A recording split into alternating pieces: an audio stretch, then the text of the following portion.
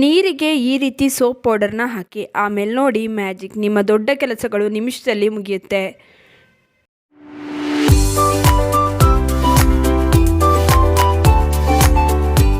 Hi hello ಎಲ್ರಿಗೂ ನಮಸ್ಕಾರ. ಮತ್ತು ನನ್ನ ಚಾನಲ್ಗೆ ಸ್ವಾಗತ. ನನ್ನ ಹೆಸರು ವೀಕ್ಷಿತ. ನನ್ನ ಚಾನಲ್ ಹೆಸರು ಸಿಂಪ್ಲಿ ಬ್ಯೂಟಿಫುಲ್ ಕನ್ನಡ. ಒಂದು ಮಗ್ ತೊಗೊಳ್ಳಿ. ಮಗ್ಗಿಗೆ ಸ್ವಲ್ಪ ಬಿಸಿ ನೀರನ್ನ ಹಾಕ್ಕೊಳ್ಬೇಕು ನೋಡಿ. ಆಮೇಲೆ ಇದಕ್ಕೆ ಸೋಪ್ ಪೌಡರ್ನ ಹಾಕ್ಕೊಳ್ಳಿ. ಎರಡನ್ನು ಚೆನ್ನಾಗಿ ಮಿಕ್ಸ್ ಮಾಡ್ಕೊಳ್ಬೇಕು. ಇದು ನಿಮ್ಮ ಮನೆಯ ದೊಡ್ಡ ಕೆಲಸಗಳಿಗೆ ಬರುತ್ತೆ. ಯೂಶ್ವಲಿ ನಾವು ಏನು ಮಾಡ್ತೀವಿ, ಸೋಪ್ ಪೌಡರ್ನ ಬಟ್ಟೆ ಒಗೆಯೋದಕ್ಕೆ ಬಳಸ್ತೀವಿ ಅಲ್ವಾ. ಅದೇ ಸೋಪ್ ಪೌಡರ್ನ ನಾವು ಈ ರೀತಿ ಬಳಸೋದ್ರಿಂದ ನಮ್ಮ ಕೆಲಸ ಕೂಡ ಸುಲಭ ಆಗುತ್ತೆ.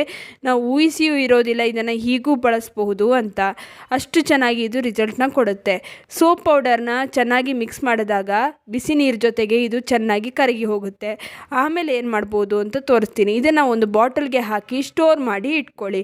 ಇದು ತುಂಬ ದಿನದವರೆಗೆ ನಿಮಗೆ ಬರುತ್ತೆ. ಒಂದು ಸಲ ನೀವು ರೆಡಿ ಮಾಡ್ಕೊಂಡು ಇಟ್ಕೊಂಡ್ರಿ ಅಂದರೆ ಸುಮಾರು ಒಂದು ತಿಂಗಳವರೆಗೆ ನಿಮಗೆ ಇದರ ಚಿಂತೆ ಇರೋದಿಲ್ಲ.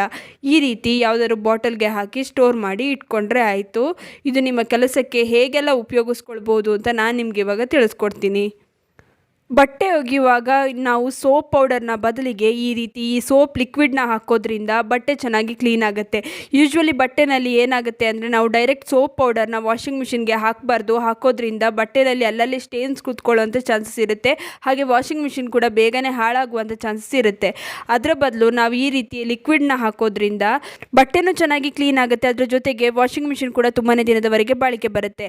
ಇನ್ನು ನೆಲ ಒರೆಸುವ ನೀರಿಗೂ ಕೂಡ ನಾವು ಇದನ್ನು ಬೆರೆಸ್ಕೊಳ್ಬೋದು. ನೆಲ ಒರೆಸುವ ನೀರಿಗೆ ಸ್ವಲ್ಪ ಈ ನೀರನ್ನು ಹಾಕ್ಕೊಂಡು ಅದರಿಂದ ನೆಲ ಒರೆಸೋದ್ರಿಂದ ನೆಲದಲ್ಲಿ ಏನೇ ಕರೆ ಕಟ್ಟಿದ್ರೂ ಅದು ನೀಟಾಗಿ ಕ್ಲೀನ್ ಆಗುತ್ತೆ. ನೆಲ ತುಂಬಾ ಒಳ್ಳೆ ಶೈನಿಂಗ್ ಬರುತ್ತೆ. ನೆಲ ತುಂಬಾ ಚೆನ್ನಾಗಿ ಕ್ಲೀನ್ ಆಗುತ್ತೆ.